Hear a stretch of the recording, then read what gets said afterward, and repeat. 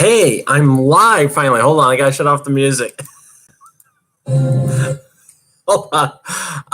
Yeah, I had to do that because wow.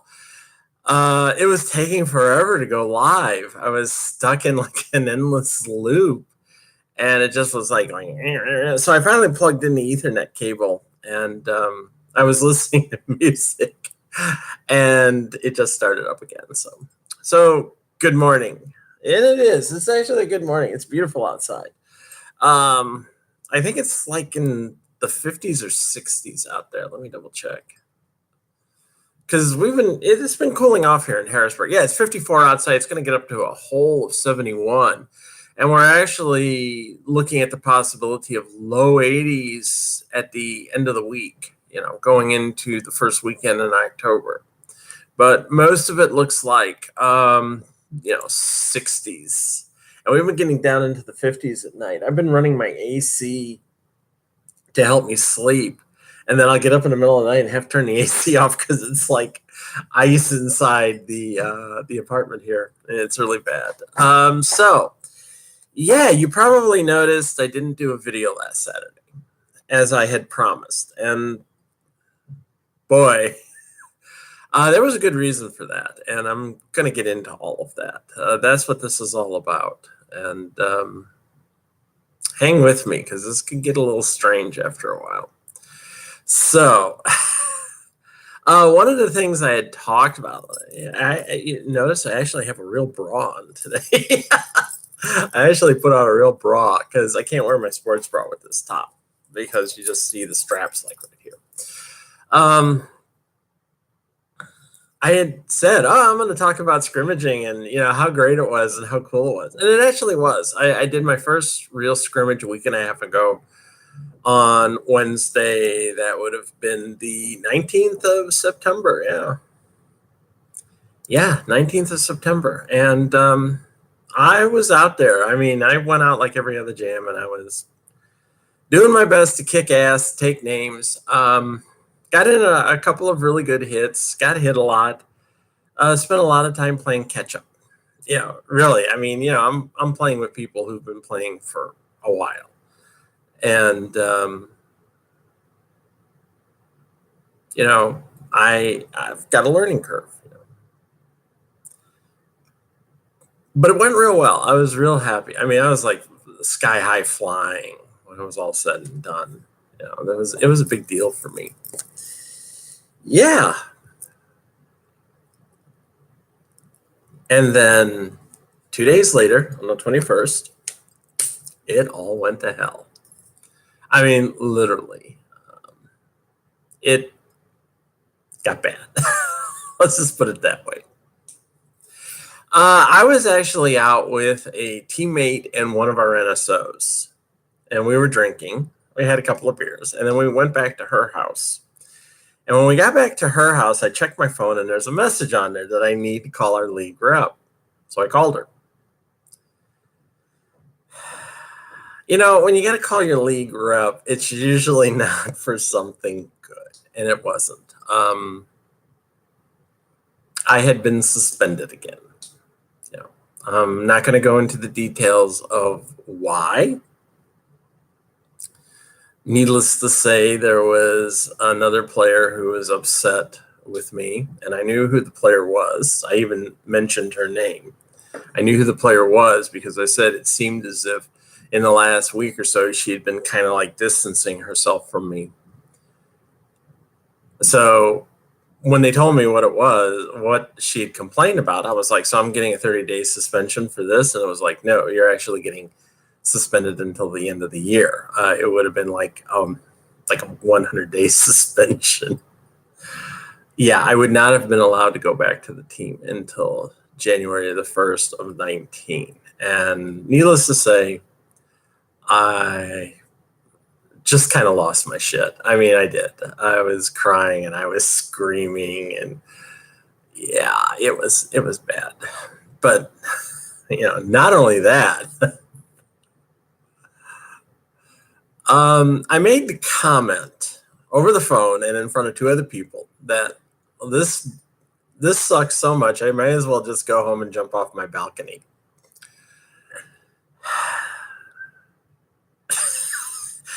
the league rep, who's also my friend, she's on the other eye, and she's like, "Oh my God, you can't say that to me. Now I got to do something." She didn't have to worry because the guy who's our head NSO, the minute he heard me say that, he got on the phone and called the cops and basically said, "I've got somebody here who's talking about suicide." So the cops show up and they called the EMTs. So I've got police officers and I've got EMTs hovering over me while I'm crying my ass off. Yeah, and you can tell where this part's going. It's like, well, we can't let you go. We can't let you go. You've already said you're talking about going home and killing yourself. And once you've spent some time in a unit, behavioral therapy unit, for suicidal impulses, you make comments about suicide in front of other people and they tend to get worried. So there was choice A. The EMTs and the cops were laying this out for me. There was choice A, which was, you're going to come with us to the hospital, but it's going to be an involuntary check-in to the behavioral therapy unit, which means you go in the unit and you'll get out when the doctor says you can get out. And if the doctor doesn't think you're ready to come out for a few days, you don't come out for a few days. I was like, man, I do not want to spend the fucking night in a unit. So they're like, well, choice B is, you do a voluntary check-in. You say, I'm coming in, I'll check myself in because I'm worried about my health, my mental health. And somebody will come and see you, probably a social worker, and they'll determine whether you're ready to go home or not. And there was no choice C. There was A, or take one from A, one from B. That's the only choices you got. So I said, okay, I'll do a voluntary check-in. There was just like no way I was going to not walk away from that one. So they took me to the ambulance. Yeah, I was not allowed to drive or anything else. They had the ambulance. They put me in a gurney and they strapped me in. And when I talked to a friend of mine who I had spent time with at Geisinger in the unit there, her and I get together every once in a while and talk about shit and what it was like and stuff like that. And she said, "Why'd they strap you in?" I said, "Well, think about it.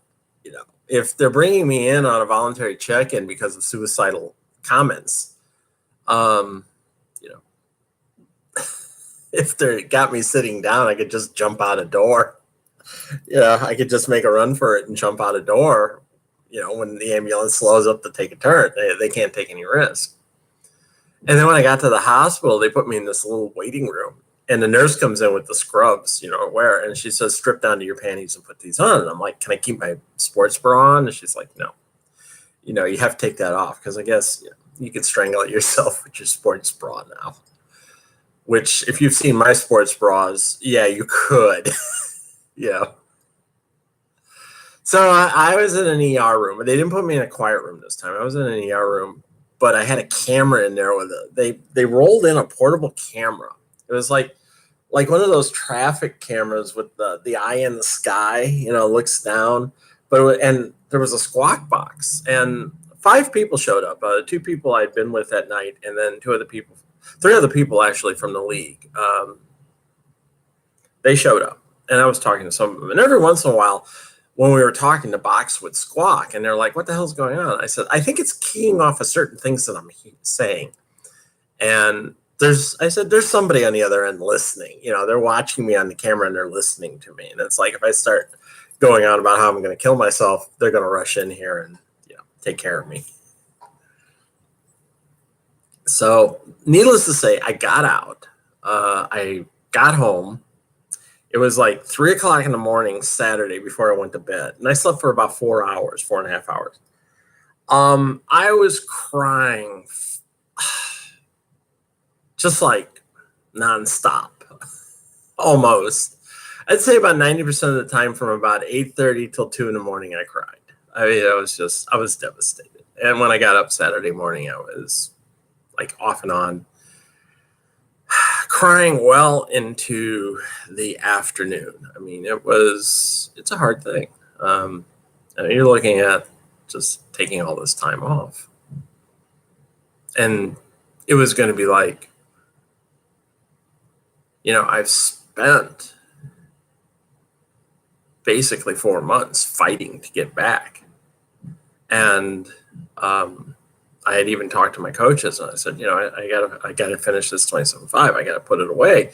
And both my coaches, Roxy had said, don't worry, you're going to certify this year. And Ida had said, we're going to work on getting your 27.5 done. So you get suspended with that. Again, it was like, I'm this close to certification, and now I'm screwed again. And that was even one of the things I said. I go, it's going to take me months to get back what I lost. I'm probably not looking at certifying until the middle of next year. I said, I can't keep going through this,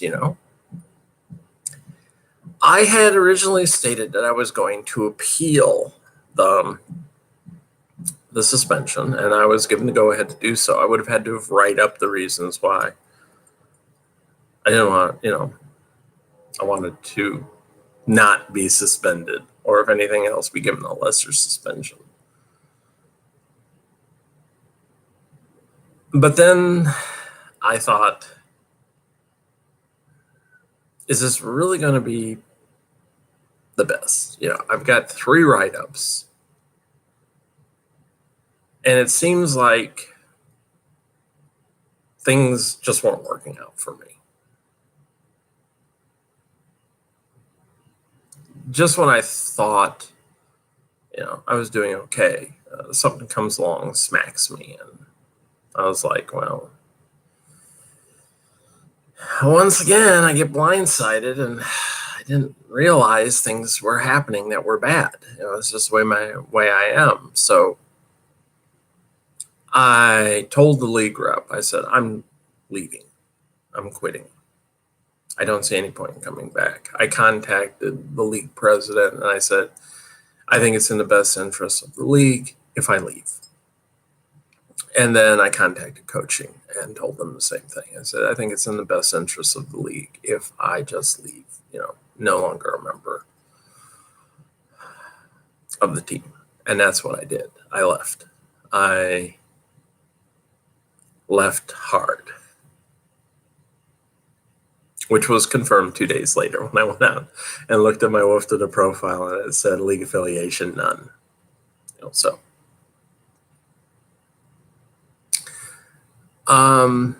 that Saturday night, I went out skating with someone that I know. She's a coach with another team.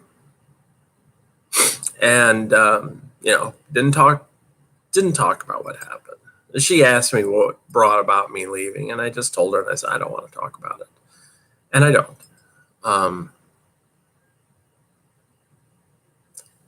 So after we were at the open skate, she said, you have a lot more options open to you than you imagine. Don't burn any bridges. Don't piss anybody off. Keep everything open, because you never know what's going to happen. This is Derby. It happens. Stuff like this goes on all the time. I even had someone I know from another league, one that we don't affiliate with, but I met her actually at a skating clinic when I went to skate with Lacey Knight, and she told me that she said she was actually kicked off of a league she founded because in like the 2 or 3 years between the time she founded it and the time she was forced out, the people in the league changed so much and they just didn't want her around anymore, and they got rid of her. So she says, this happened. You'll bounce back. Don't worry. I had a couple of people in other leagues tell me that. So, and then I spoke with my coach, Roxy, on Sunday, and she actually told me that you're making the right choice. This allows you to get with another team and keep working on your skills. And she said, that's what you really need to do. You don't want to be sitting around for 3 months. And get with another team, work on your skills. And she left it with the statement, when or if you ever want to come back, we're here. she kind of left the door open for me.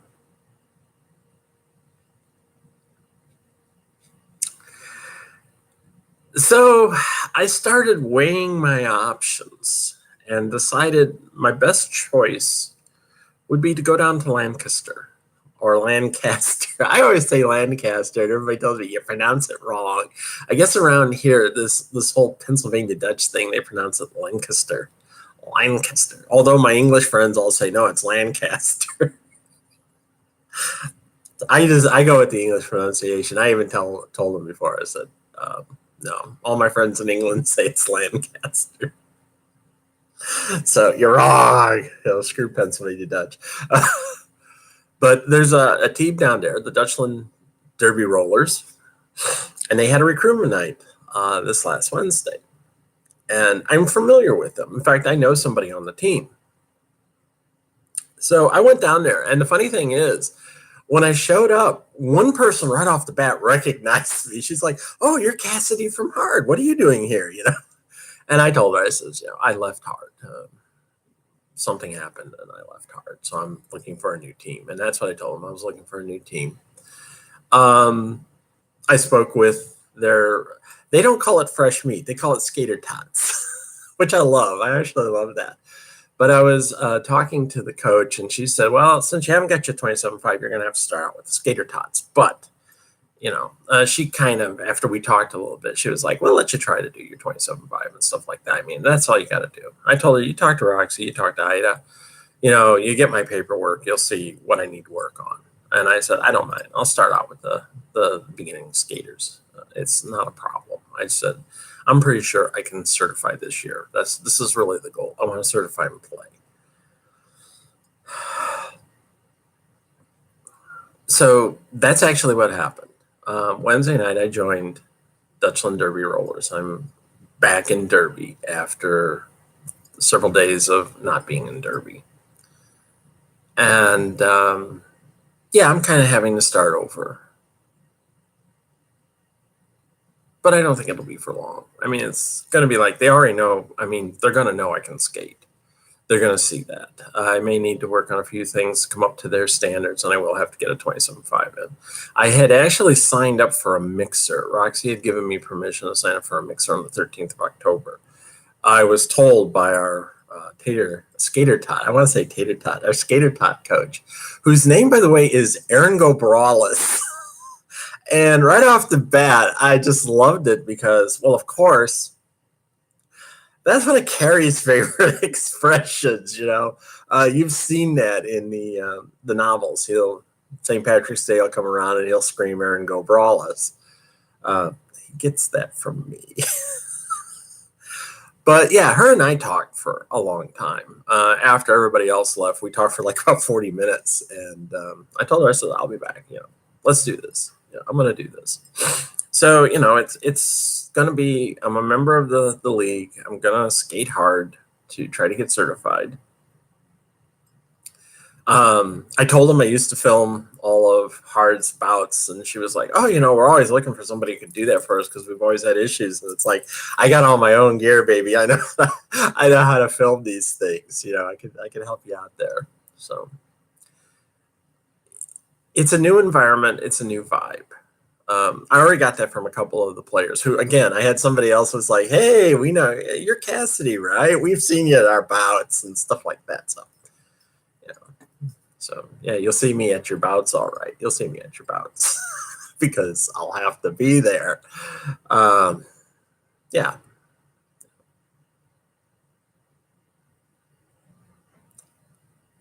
And part of me wonders if, one of the things that's been holding me back on my certification is I just got too comfortable. I got too comfortable and I wasn't pushing myself hard enough. Sometimes that happens. You get comfortable with what you're doing at one place and you stop pushing yourself hard. I mean, I guess I was pushing myself, but not enough. Here, the environment's going to be different. I think I'm, if people can see that I'm like this close to certifying, maybe they'll make me work harder. I'm not saying that anybody at Hard wasn't going to make me work harder. I know I got the impression from Ida the one night we went out for drinks after freshie practice. She was like, "We're going to work on getting your 27.5 done." So I was likely going to get my ass pushed anyway. So now I have a new team to certify with, and here it comes. It was hard leaving. I spent 16 months there over with Harrisburg, and leaving did not come easy. But I really felt like I didn't have a choice, and it was my choice to go. The team actually kept me on. I mean, yeah, they did. They could have got rid of me, but they didn't. But the thing of it was, I couldn't sit around for 3 months and do nothing. It would have, I think it would have hurt me in more ways than just, losing physical progress. I think mentally it would have devastated me as well. It already was. I mean, I recognize that I need Derby to help my mental health because it does give me a goal. It does keep me focused on something. And, support. I mean, that's all there is to know about Derby is there is support there. And you need that support when you have mental health issues like me. I'm not going to lie. I even told them, I said, I suffer from depression. It's not a lie. I take medication for it, but it still happens. It's just a constant thing.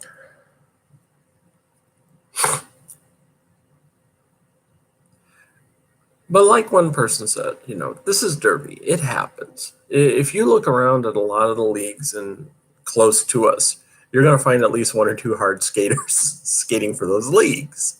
It just happens, people move on, people leave for one reason or another. I felt it was time for me to move on. It wasn't something I wanted to do, but it was something I had to do. It doesn't mean that I'm angry or pissed off at the league or anyone within the league. I'm not. I'm not burning any bridges. I'm not bad-mouthing the league. I even told Roxy and Ida and Ariel that. I said, I'm not going to do that. Don't worry. I learned my lesson the first time. So, like today,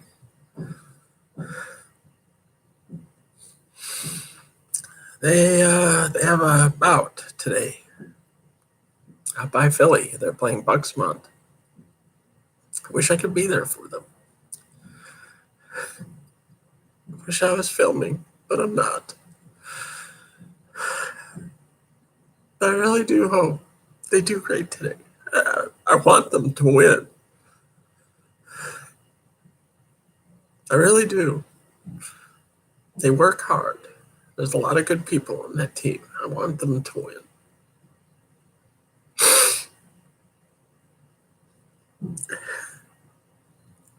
And I already told a couple of people I'm going to show up for the November bout when they play York. I said, I will be there. I want to see that. I'd wanted to play in that game. It's not going to happen. That doesn't mean I can't come out and support people I know on both teams.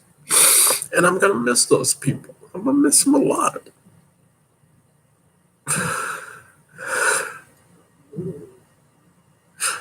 I am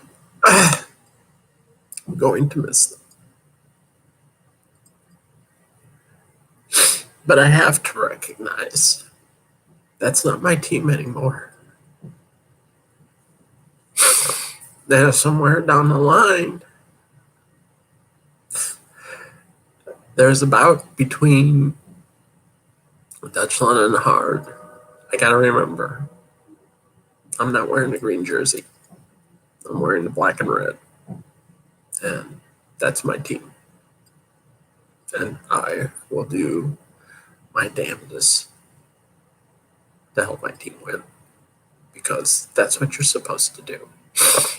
That's what you do.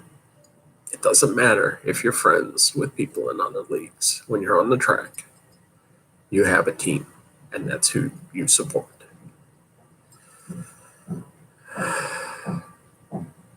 It'll probably hurt, but at the same time, training kicks in.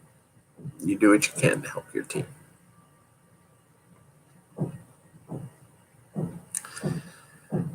So this is one of those things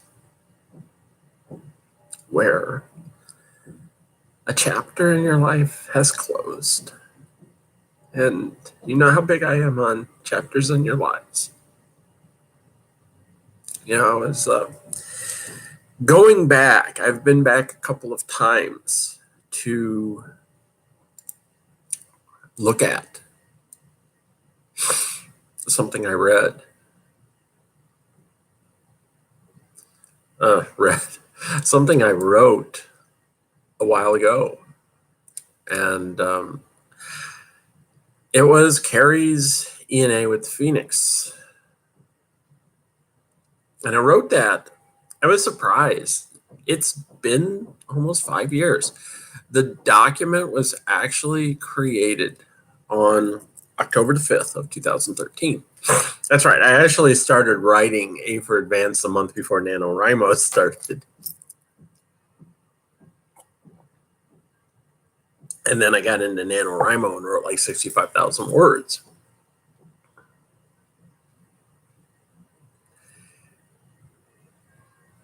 And, Carey's big thing when he came to the school was he was still focusing on his life in California. I mean, he hadn't lived in California in 4 years. And he was still focusing on it. It meant a lot to him. And here's the part of that. He was getting ready to leave the fake kitchen the Phoenix had created for him, and whatever environment it is, she leaves, and she says, "Carey." His eyes snapped toward the advisor as she spoke. "It's fine that you remember your time here, all the good times and even a few of the bad. It's even okay to miss this place. But I want you to remember something else." He says, "What's that?" She says, "This chapter of your life is over. Has been for some time. It was written, and now..." She pretended to kiss her fingers, then open them as if she was releasing the kiss. It finished, and a new chapter came along. When the foundation came for you last week, that started another chapter, one with Annie and you in London and Amsterdam, and the trip to the school. The moment you came through Founder's Gate and walked in here, that chapter ended and this one started. And as soon as you walk out of here, this ends and another begins. She smiled brightly, her eyes reflecting her pleasure. And what happens then? You couldn't guess in 1,000 years. It's okay to remember the past, but you can't keep dwelling upon those old moments. Her eyes softened as if they were now misting over. You have to keep writing new chapters. And that's what Carey says at the end. He turned the handle and whispered to himself, "Let's go write some new chapters."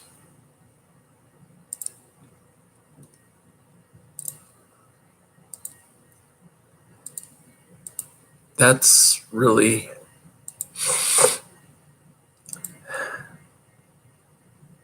what I'm doing at this point. I'm writing some new chapters. A chapter in my life ended, and a new one's beginning. Where is it going to go? It's hard to say. I mean, ultimately, I want it to go towards certification. And if it does, then that starts a new chapter. It starts a new chapter of me possibly playing with, my new team. They have an A team and a B team, so who knows? Be happy to get on the B team. I would. I'd be happy to get on the B team. And it's even funny because there's another woman I know in Derby who I've run into at clinics. We don't play each other, our league doesn't play their league, but Dutchland has played them. And I was even saying, I go, maybe this is a possibility. You and I will finally play against each other now. But she said she was she said she was really happy that I managed to hook up with another league, and I hook up with Dutchland. And a few people I know in Derby have said the same thing, that they think I made a really good choice, that I made a smart choice by going there because they know Dutchland. They know they have a great reputation. So I got something to live up to now. Not that I didn't before. Hard has a reputation, a great reputation. They do. They were a founding member in this area, on the East Coast. And I was actually proud to be with them. I wanted to wear that green jersey so bad. It just didn't happen. A lot of that's my fault. Almost all of it is, really. Don't cast aspersions. A lot of that was my fault.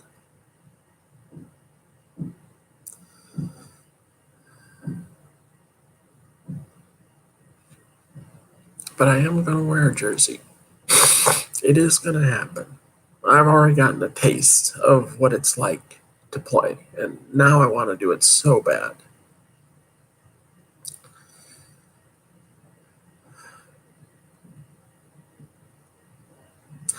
I never really thought of myself as being competitive.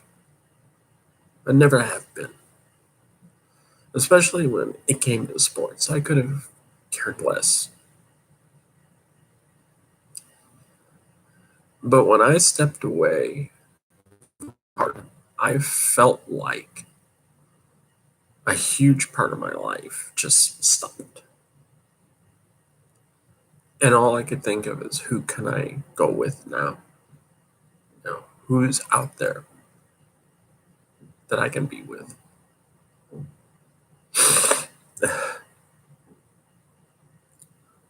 Because I have to see this through to the end. I have to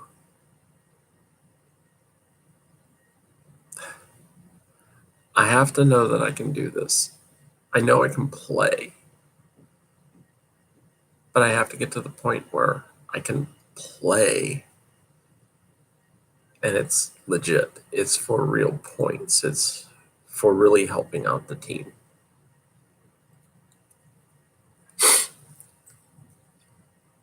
And I told some of my friends on Hard who were upset that I was leaving. I said, you just go to practice. You're part of that team. You go to practice, you do what you have to do, and you get good. You get certified, and you play. And remember, you're playing for the name on the front of your jersey. You're not playing for the name on the back. You're playing for the name on the front. So go out there and be your best for that team.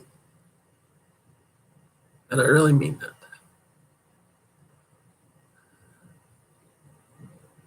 And that's what I'm going to do. I have a new team.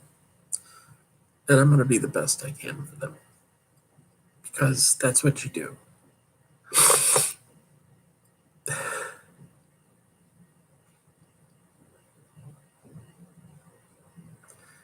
And on down the road, who knows what will happen. As I've said, maybe I've only got 2 or 3 years left for Derby. Maybe I don't.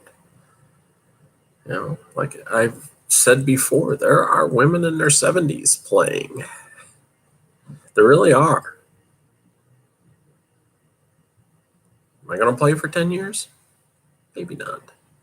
But you know what? When I was scrimmaging last Wednesday, or 2 Wednesdays back on the 19th,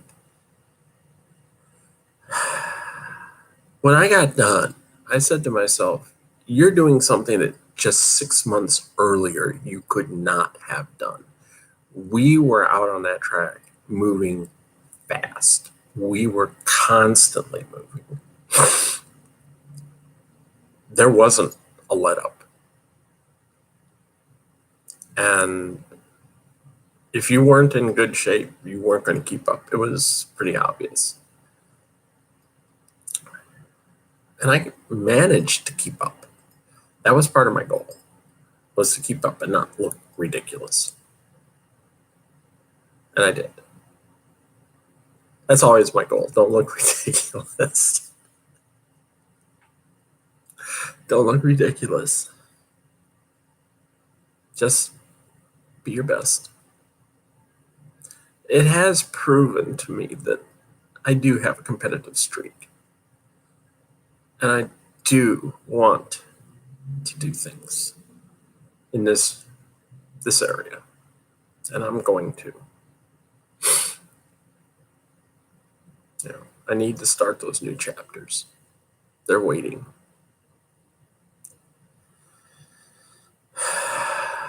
I need to start those new chapters.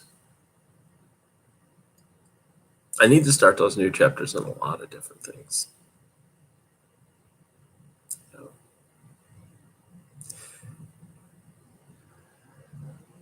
Because that's really what makes us who we are, is adding to our story. And I think for a while now, I haven't been adding to my story.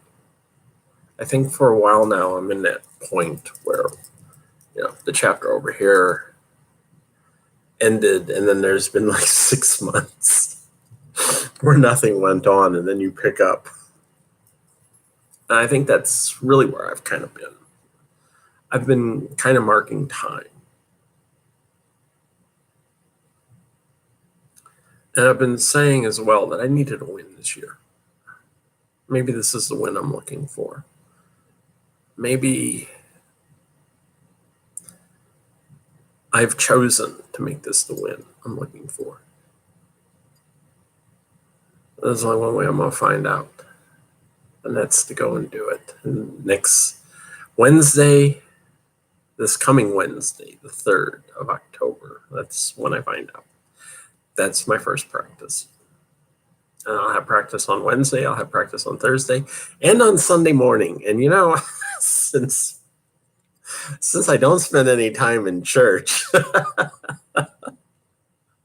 I could put that Sunday morning to good use.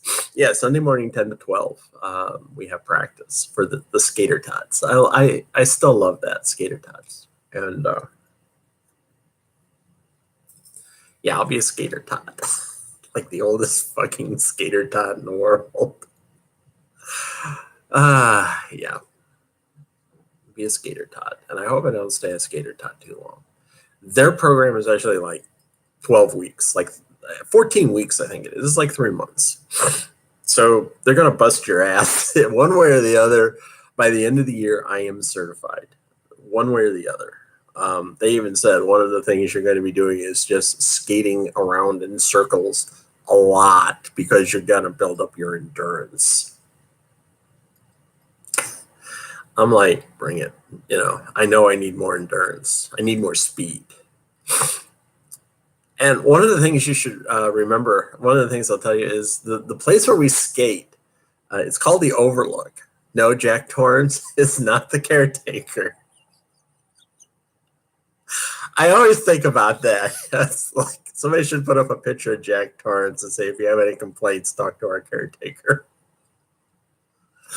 But it's nicknamed the Dutch Oven because Dutchland. That's, it's because Lancaster is actually down in the Pennsylvania Dutch area. If I remember correctly, the movie Witness, I believe, was actually filmed around in that area. I'd have to look. But when they filmed Witness with the Pennsylvania Dutch Amish, I believe it was filmed down around the Lancaster area. because there are a lot of Pennsylvania Dutch down there. Pennsylvania Dutch Amish. So Dutchland. And they call our arena the Dutch Oven because it's like this. I mean, it has like the real high roof, and it's an all-purpose. You can use it for hockey and stuff like that during the winter. But there's no air conditioning. So during the summer, it gets ungodly hot in there. In fact, I had actually been told for like 2 months, July and August, the team does not skate in the Overlook simply because it's ungodly. You just can't stand it. And plus, they resurface the floor. They take that time to actually resurface the floor.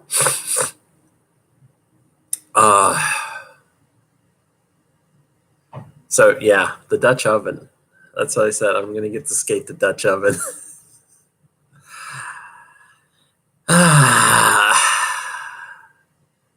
And it was funny because I said, "What kind of wheels is everybody using?" And they said, "Oh, a lot of them skate on 88s." And they said the floor is sticky, and I'm like, oh. Sticky floor? You're going with soft wheels? Yeah, I'll see. I'm probably gonna start on my 95s, so I'm gonna take my 93s and my 88s. And if I get out of my 95s and they're not, I'm sliding all over the place, I'll say, "Can I take a few minutes and change my wheels?" And I'll put on my 93s and see how that works. I have all the wheels.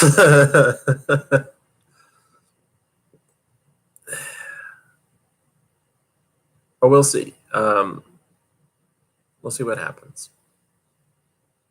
It's a new experience. It's a new chapter. It doesn't mean I'm not going to miss hard. I am. I've already stated that. But I can't dwell on the past. I'm just like Carrie.